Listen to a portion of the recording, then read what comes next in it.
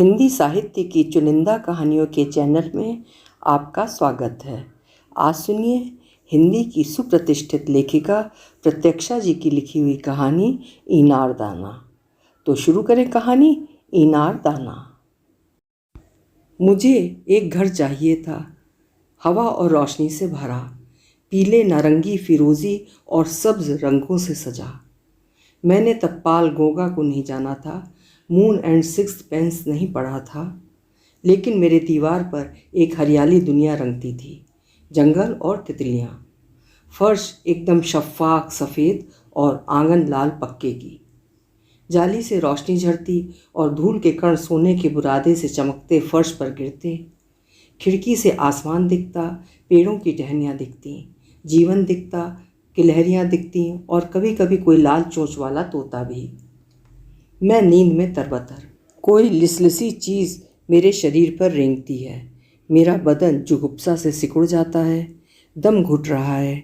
ये चादर जो मैंने लपेट रखा है, काश लोहे का हो जाए, इसमें हवा पानी कुछ भी न समाए। मैं इस छोटी जगह कैद हूँ, महफूज हूँ। ओ मेरे मौला, मैं रोती जाती हूँ। सुबह तक क्या गीला है, अवसाद है। बरामदे में चहल पहल है, धूप में एक छाया सी दिखती है, बर्तनों की खटपट है। होना था संगीत, लेकिन जाने क्या कर्कश सा कानों में चुभता है। कोई पुकारता है, न, मेरा नाम नहीं, मैं कहीं और हूँ, इस जगह की नहीं, इस वक्त की नहीं। सब रुक जाए, बस इसी वक्त, सब, ओह सब, सब। मेरे भीतर कोई ताली पीटता है लगातार। मैं कानों को ढक लेती हूँ। माँ कहती थी, किताबें खरीदने के लिए पैसे नहीं हैं, लाइब्रेरी में जाकर पढ़ो। मैं मसहरी के अंदर छुपकर किताबें पढ़ती। मैं कितनी चुप्पा लड़की थी, दोस्त नहीं थे, सिर्फ किताबें थीं और उन्हीं दुनिया में मैं विचरती। हमारे घर के ऊपर विजया रहती थी, विजय लक्ष्मी। उसकी शादी 15 साल की उम्र में हो गई थी। उसका छोकरा पति जब जब आता वो घर में बंद हो जाती और खिड़की से ललचाई आंखों से हमें खेलते देखती।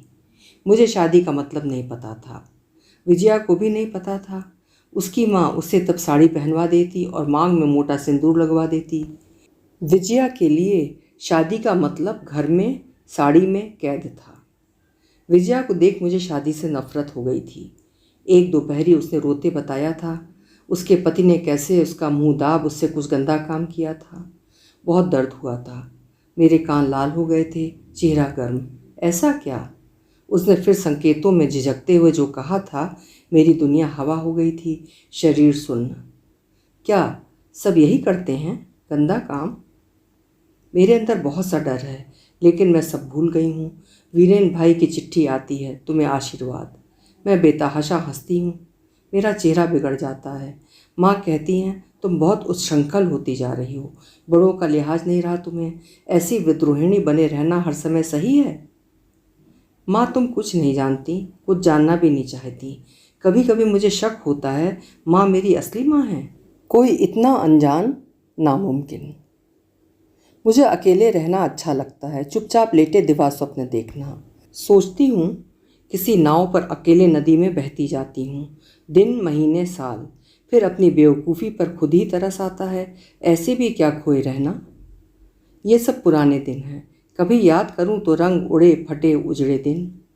अली से मैं सब कह सकती हूँ ना अली? अली मुझे एक बार देखता है, फिर अपने काम में लग जाता है, कोई किताब पढ़ रहा है। मैं अली के घुटने पर सर टेक सो जाती हूँ। एक बार हाथ बढ़ा मेरे बाल सहलाता है।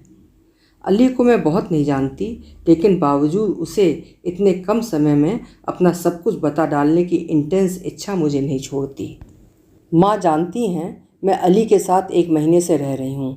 मैंने ही उनको बताया कुछ ढिठाई से, माँ मैं अपने दोस्त के साथ रहने जा रही हूँ। माँ की सशंकित आवाज़, कौन, मैना? मैना मेरी सहेली है, मैना मजूमदार, मुझसे 10 साल बड़ी, मुँहफट, बददिमाग, दबंग, दुष्ट। माँ को बिल्कुल नहीं पसंद। नहीं, फिर? अली। कुछ देर का मौन, फिर माँ की आशंकित सी आवाज़, मुसलमान है? मालूम नहीं, लेकिन नाम से तो ऐसा ही लगता है, मैंने कहा। अली ईरानी है, पीला, गोरा और दाढ़ी काली, छोटे कुतरे बाल और बड़ी सी पेशानी, शायद कुछ साल में सामने के बाल उड़ जाएंगे। मैं इतने साल अकेले रहकर ऊब गई थी, अपने से ऊब। माँ को मेरी शादी की चिंता होती। पिता बचपन में गुजर गए थे। शादी कराने वाला कोई न था, होता भी तो मैं करती नहीं। माँ भरसक इधर उधर के रिश्ते लाती, मैं एक के बाद एक मना। कुछ दिन मैना के साथ रही पर रास ना आया। वो हद से ज़्यादा डोमिनेटिंग थी। मुझसे स्नेह करती लेकिन मुझ पर हुक्म भी चलाती। एक सीमा के बाद मैं निकल आई थी। मैना हर्ट हुई थी। आई लव यू डार्लिंग, तुम्हें पता है ना? Yes I know. मैंने सिगरेट का धुआं छोड़ा था। अचानक मैं कहीं मजबूत हो गई थी। सुनो, मैं तुम्हारे साथ सोना नहीं चाहती, तुम जानती हो ना। मैं एकदम कैसे ब्लंट हो गई थी। मैना ने कभी ऐसा तो नहीं कहा था मुझसे। हो सकता है कि मुझ में बहनों वाला प्यार करती हो। वो मुझे कई बार छूती थी, कभी बाल उठाकर गर्दन मालिश कर देना, कभी मेरे पाँव अपने गोद में रखकर सहला देना, लेकिन इसके अलावा और कुछ नहीं। फिर ऐसी मुंहफट बात मैं कैसे कह पाई, मैं जो चुप्पा लड़की थी। मैना का चेहरा पीला पड़ गया था। तुम पागल हो, यू हैव गॉन क्रेजी। लेकिन सच में उसका चेहरा कांप रहा था। मेरे अंदर एक क्रूर जानवर गुर्रा रहा था। मैं किसका बदला ले रही थी, किससे? ऐसे अपने प्यार करने वाले को जलील करना सही था क्या? मैंने सिगरेट उस पुराने प्याले में रगड़ कर बुझाया था, फिर अपना झोला उठाए निकल पड़ी थी। बाहर झींसी गिरती थी। मेरे बालों पर, मेरे कपड़ों पर महीन बूंदों का झालर सज गया था। पार्क के अंतिम छोर पर एक बेंच पर बैठ गई थी। मैना सुंदर थी, बलिष्ठ और मस्क्यूलर। लंबी नहीं थी, लेकिन उसके गोरे चेहरे पर खूब पानी था। उसका शरीर कुछ ऐसा था जो सुडौल न होते हुए भी सेक्सुअली अट्रैक्टिव था। उसके शरीर से एक जानवर गंध आती थी जो मुझे एक ही पल में आकर्षण और विकर्षण का एहसास कराता। लेकिन असली बात थी कि मैं लेस्बियन नहीं थी और मुझ में बहनापे का बहुत एहसास भी नहीं था। मैं जरा सी टॉम बॉय थी, बहुत सी अपने में गुम लड़की थी। लड़के मुझे बचकाने लगते, मर्द मुझ में दिलचस्पी न लेते। मुझ में नाजो नखरे की कमी थी। मैं कोकेत नहीं थी। मेरा सीना सपाट था और किसी बदमाश हरामखोर ने कभी सलाह दी थी कि मैं पैडेड ब्रा पहना करूं। पार्क में दो एक लड़कियां नंगे पांव घास पर चलती थीं। उन्होंने पीले रेनकोट पहन रखे थे और हाथों में उतारे सैंडल्स झूल रहे थे। मैं भीगती उनको देख रही थी। वो मुझसे अनजान थीं। उनका निश्चल ऐसे होना कितना मासूम, जैसे खुशी का एक टुकड़ा अचानक धरती पर उतर आया हो। पर मैं तो उस टुकड़े की जद से बाहर थी। मैं दुखी भी नहीं थी, बस थी जैसे अनमनी हमेशा, जैसे जीवन निकलता चला हो और मैं स्लीप वॉकिंग कर रही हूँ, कहीं भी पूरी नहीं। वीरेन भाई का कोई मेल था, रूटीन मेल, सबको किया हुआ। कोई सूचना, हफ्ते भर के लिए बाहर, कोई दौरा, विदेश, बस ऐसे कोई खास नहीं। मैंने मेल डिलीट कर दिया था। अब मुझे कुछ नहीं होता, सच। एक वक्त था मैंने उनकी तस्वीरें कैंची से काटी थीं, फिर टुकड़ों को माचिस दिखाया था। मेरे हाथ तो कांपे ना थे, मैं बड़ी सख्त जान थी। अली मुझे किसी काम के सिलसिले में मिला था। वो बहुत कम बोलता था, लेकिन सुनता बहुत ध्यान से था, ऐसे जैसे उस वक्त उससे अहम फहम और कोई चीज़ ना हो इस भरी दुनिया में। उसकी भाषा में व्याकरण न था, टुकड़ों में बात करता। अगर एक शब्द से काम चल जाए तो तीन बोलने में क्यों ऊर्जा ज़ाया की जाए। उसके हाथ बहुत सुंदर थे, पाँव भी एकदम साफ गुलाबी, जैसे जीवन से भरे हुए। मैं उसके हाथ और पाँव को देर तक ताकते रह सकती। किसी कंस्ट्रक्शन कंपनी में मार्केटिंग में था, कई जगहों की दुनिया देखी हुई थी उसकी। मुझ में क्यों अटका, आश्चर्य। कभी मैना नहीं कहा था कि तुम्हारी खूबसूरती इसी में है कि तुम अपने आप से इतनी बेलौस हो। ना, मैं बेलौस नहीं थी। मैं अच्छी दिखना चाहती थी, तब जब कोई मिल जाता जिसके लिए दिखने का मन होता। मैं अली से लापरवाह थी या होने का दिखावा करती थी। मैं खुद को नहीं जानती थी क्या। ये सफ़ेद कमीज़ और ढीलम ढाले पतलून में, आस्तीन कोहनियों तक चढ़ाए, कानों तक कटे बाल में, धकाधक फूंकते सिगरेट में, रात छत पर हाथ पैर फैलाए चित्त लेटे में, जाने कौन सी ख्वाहिश पूरी करती थी। ऐसी आवारागर्द कि माँ मुझसे बेजार हो गई थी। मुझसे जब बात करती उनकी आवाज़ में डर होता, जाने कौन सी भयानक बात कह दूँ। मैं माँ को भी तो पनिश कर रही थी, मेरी तकलीफ़ से ऐसे अनजान बने रहने के लिए। कितना गुस्सा मेरे भीतर था, ऊपर कितनी शांत थी, लेकिन कभी कभी कितनी क्रूर। मैं बहुत सी दुनिया देखना चाहती थी, लेकिन उसके लिए किया जाने वाला दीवानापन मुझ में नहीं था। मैं हद दर्जे की काहिल थी, यूं पलंग पर पड़े रहना और सिर्फ सोचना। ये काम बखूबी होता मुझसे। ट्रेन पकड़कर 100 किलोमीटर दूर जाने में भी मेरी जान जाती। मैं खूब लिखना चाहती थी, लेकिन कैसे और क्या। मेरे हाथों भाव फिसल जाते, अपने भी। कोई इंटेंस फीलिंग को पकड़ रखना चाहती, जैसे पुराने एल्बम में पिन से टाके गए फूल। लेकिन वो एहसास जब तब ठोस होता, उसके बाहरी किनारे उधड़ने लगते। किसी दिन कॉफ़ी पीते अली ने एक वाक्य कहा था, मूव इन विद मी। मैंने कहा था ठीक। उसने कहा था, ये कॉफ़ी बहुत मीठी है। मैंने कहा था, तुमने मेरे कप में सिप लिया है? मैं दुबली थी और मीठा बहुत खाती थी। एक साथ 5 रसगुल्ले, एक साथ 2 टब आइसक्रीम, एक साथ 3 शुगर डोनट्स। अली एक कतरा भी चीनी नहीं लेता था।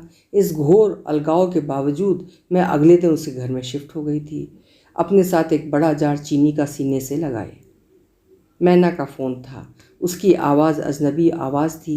मेरा कुछ सामान अभी भी उसके घर पड़ा था, मुझे इत्तला कर रही थी। मैंने ठंडे स्वर में कहा था, I don't need them any more, you can dump them in the garbage. मज़ेदार बात थी, हम ऐसे बर्ताव कर रहे थे जैसे पुराने प्रेमी हों जो अलग हो रहे हों। मैं जबकि दिल ही दिल में जानती थी कि मेरा बर्ताव गलत था। कोई डिस्ट्रक्टिव धारा मेरे भीतर बहती थी। फिर मैं डरने लगी कि आज जो मैं अली को इतना पसंद कर रही हूँ, कल को उसके साथ भी। मैं उसके साथ सोना टालती रही थी कई दिन। पहले पीरियड्स, फिर माइग्रेन, फिर थकान। अली ने कहा था, it's all right sweet heart, पर मैं जान रही थी it was not all right. फिर एक रात मैं अली के पास गई, अपने कपड़े उतारे, एकदम फक्कड़ पने से, जैसे ये शरीर मेरा ना हो। अली चुप मुझे देखता रहा। उसके कंबल में मैं घुसकर सो गई। मुझे छूना मत, ऐसी धमकी देते ही मैंने आंखें बंद कर लीं। मैं खुद को टेस्ट कर रही थी। ऐसे ही एक दिन मैंने बीरेन भाई को फ़ोन किया। उनकी आवाज़ जैसे दूर से आती थी। मैं उनको भीगे चाबुक से मारना चाहती थी। उनकी पसीजती उंगलियां मेरे शरीर पर अब भी लिसलिसा कुछ छोड़ती हैं। You bastard. इससे ज़्यादा गाली इस वक्त मुझे ध्यान नहीं आती। वो अचकचा जाते हैं, जैसे किसी ने सरे बाजार तमाचा मारा हो। मैं दोबारा सांस भरकर दागती हूँ। You bloody shitface, you dirty loser. उनकी थरथराती आवेश भरी आवाज़ आती है। You can't talk like that. तुम इस तरह बात नहीं। मैं बीच में टोकती हूँ, yes I bloody very well can. फिर खूब बुलंदी से कहती हूँ, फक यू, और फ़ोन काट देती हूँ। अली पीछे से सुन रहा है। Who was that? मेरा भाई, मुझसे 15 साल बड़ा। उसकी एक लड़की है। तब मैं 13 साल की थी। आज उसकी लड़की शायद इतनी ही बड़ी होगी। मैं सुबकने लगी थी। अली निकल गया था। कमरे में अंधेरा था। दिन ढल गया था। मैं अंधेरे कमरे में चुप पड़ी थी। उन दिनों की तकलीफ़ सोचती रही थी। तब का भय, मेरा मन कैसा डरा रहता था। मेरा शरीर गंदा हो गया हो। दिन रात एक तूफान अंदर डोलता, एक खट्टी उबकाई का स्वाद जुबान पर अनवरत। सब एकदम नियंत्रण से बाहर। अकेले होते ही, अंधेरा गिरते ही, रात के सूनेपन में कोई जानवर धावा बोलता। मैं चुप्पा लड़की थी तो नहीं, फिर क्या माँ को मेरा बदलाव पहचान ना आया? उन्हें मेरे लिए कोई डर कभी ना हुआ? इतनी टेंस तो नहीं थी, इतनी बेलौस तो नहीं थी। मेरी भूख खत्म हो गई थी। मेरी पढ़ाई से मेरा मन अनमन। मेरे जीवन से एक डोरी टूट गई थी। एक सुर खत्म हो गया था हमेशा के लिए। मेरा भूलापन, मेरा बचपन, मेरा सुकून। और माँ कभी कुछ ना समझी। मेरे पेट में मरोड़ उठता है। मैं एकदम अकेली हूँ। जीवन भर इस बात का बदला सबसे लेती रही हूँ। अब थक गई हूँ, थक गई हूँ। रुलाई की नींद कितनी थकाने वाली होती है, निष्प्राण कर देने वाली। बीच रात किसी वक्त कोई उठाता है मुझे, हल्के दुलरा कर। मुझे अपने पिता याद नहीं। मैं बहुत बच्ची थी जब वो गुजर गए। मेरे पास इनकी एक तस्वीर है, ब्लैक एंड वाइट।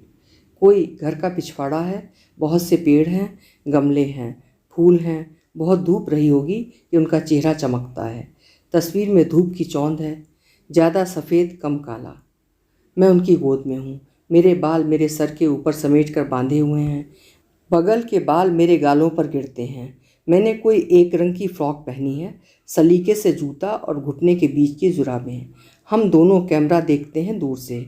हमारे चेहरे पर एक सा एक्सप्रेशन है, जरा सी मुस्कुराहट बस। लॉन्ग डिस्टेंस शॉट है। मैं कई बार मैग्नीफाइंग ग्लास लगाकर उनका चेहरा देखती हूँ।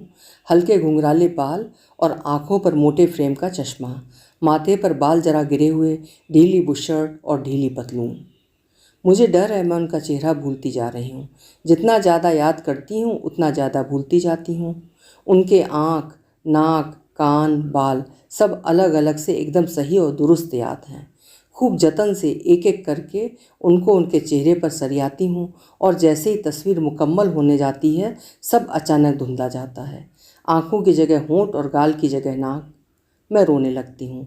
लगता है ऐसे भूल जाना सबसे बड़ा धोखा है, सबसे बड़ा बिट्रेयल। पापा होते तब तो मैं महफूज रहती, फिर हम मामा के घर भी क्यों रहते।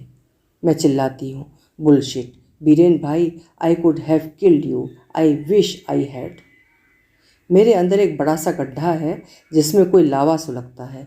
कितना भी चाहूँ उसकी आग खत्म नहीं होती। मेरी एक दोस्त है शिफा। उसकी मासी कुछ साल पेरूज़ा में रही थी, वहाँ यूनिवर्सिटी में पढ़ती थी। कई साल बाद जब लौटी थी वहाँ कुछ भी नहीं बदला था। वही दुकानें, वही पियाज़्ज़ा, वही लोग, वही चॉकलेट की दुकानें, वही चर्च। जैसे समय ठहर गया था। ये सब कहते उनकी आवाज़ में हैरानी थी। सोफे पर बैठे लैंप की पीली रोशनी में चप्पल उतारकर हम तीनों अथलेटे थे एक रात। वाइन की गुनगुनाहट भरी खुमारी में हमारी आवाज़ ठहर गई थी। हर शब्द जैसे अपने पूरेपन में खुलता और अपने पीछे पूरा संसार लिए आता। हम बहुत धीरे धीरे बात कर रहे थे। हर एक वाक्य में तसल्ली और समय का एहसास था, भरपूर समय का। इसलिए रुखसार खाला जो भी कह रही थी उसे हम उस नीम रोशनी में देख पा रहे थे, कोई देखी भूली इतावली फिल्म का दृश्य हो जैसे।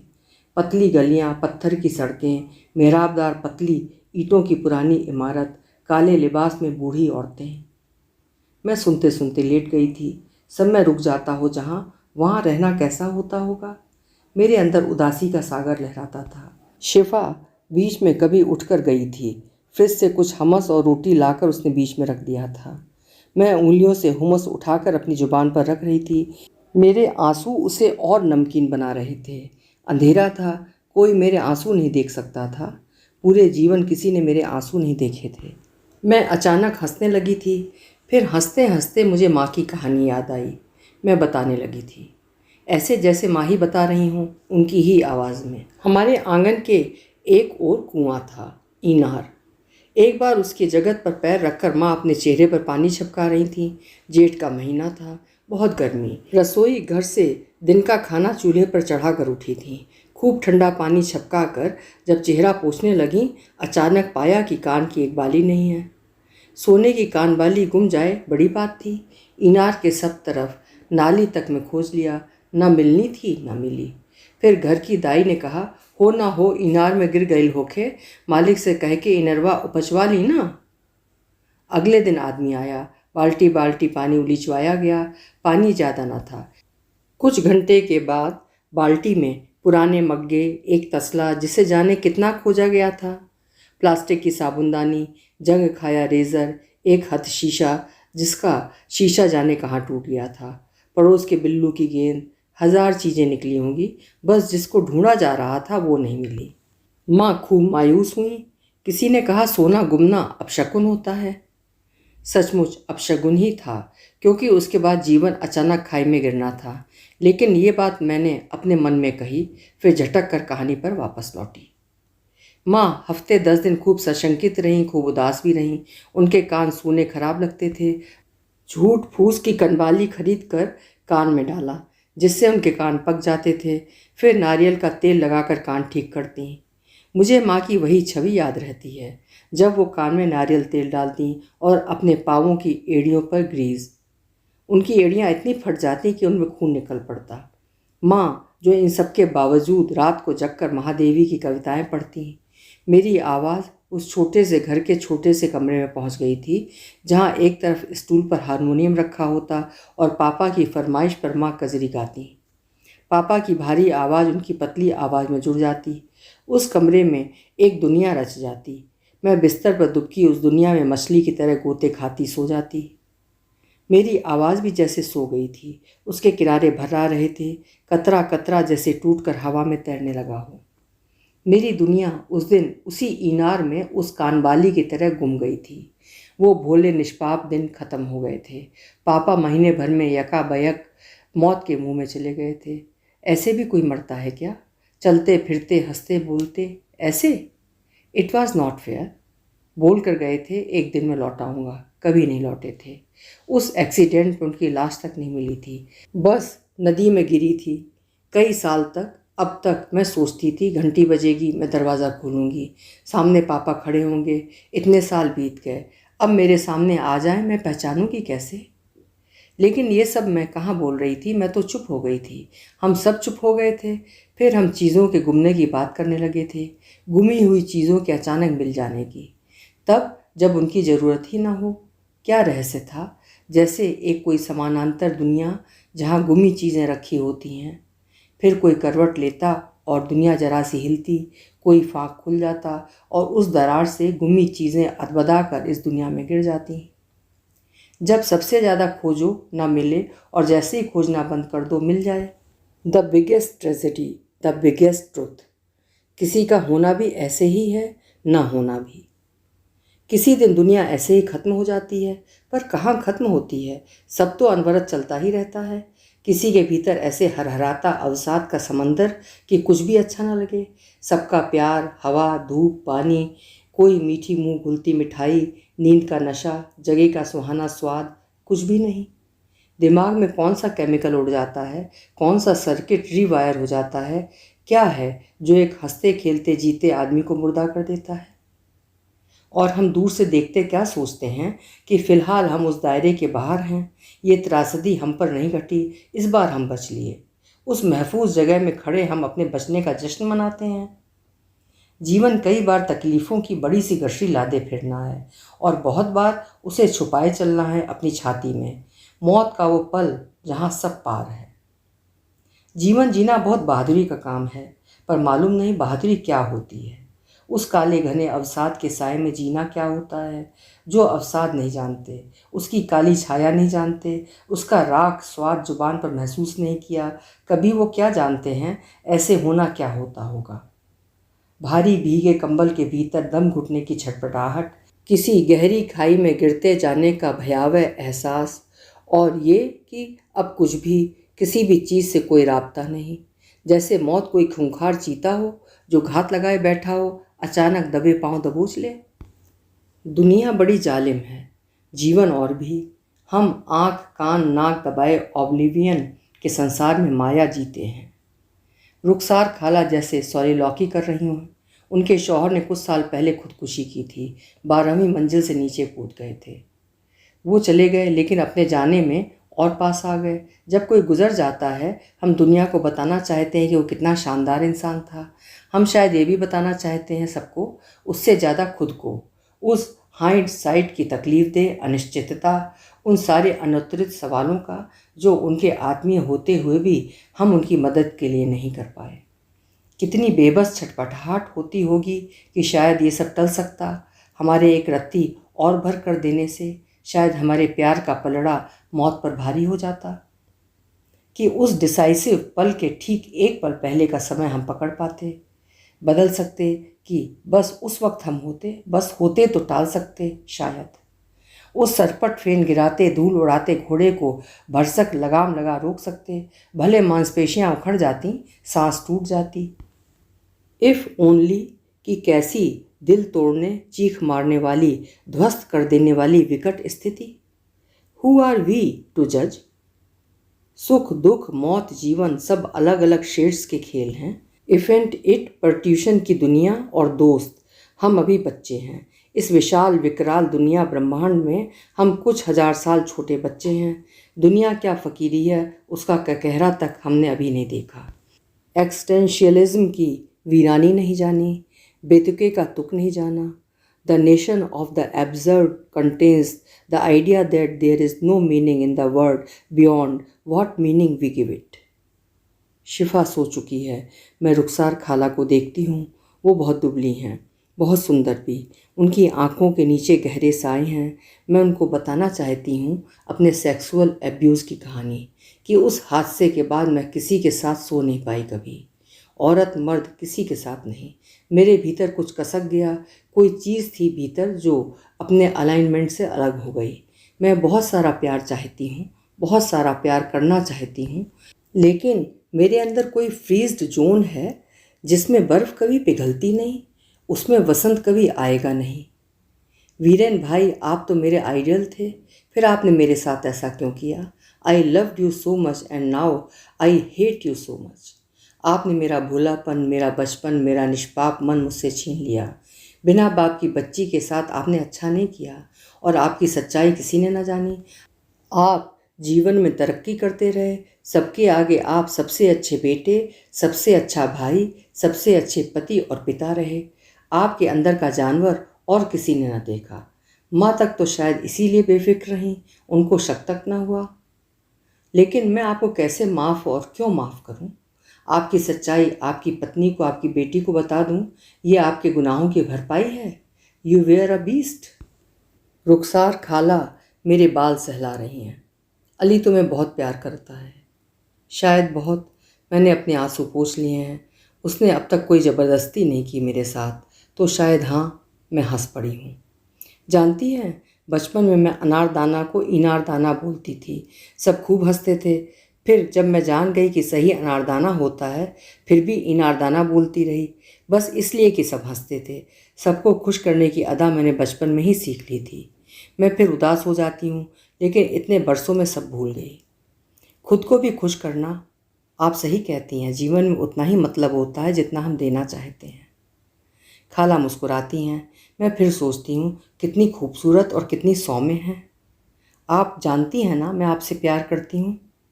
गो कि उनको मैं पहली दफ़ा मिली हूँ, बात तो बहुत सुनी है शिफा से। उनके चेहरे पर एक उदास संजीदगी है। तुम्हारा जीवन इनार दाने सा मीठा रहे।